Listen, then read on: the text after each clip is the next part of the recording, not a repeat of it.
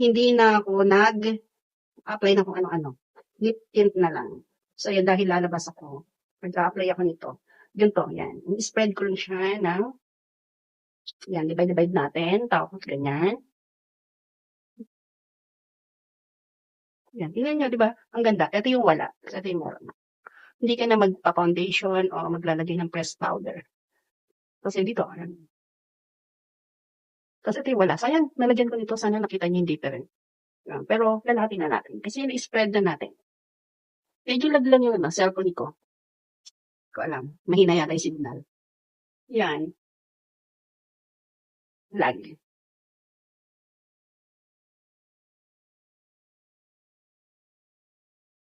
Ayan.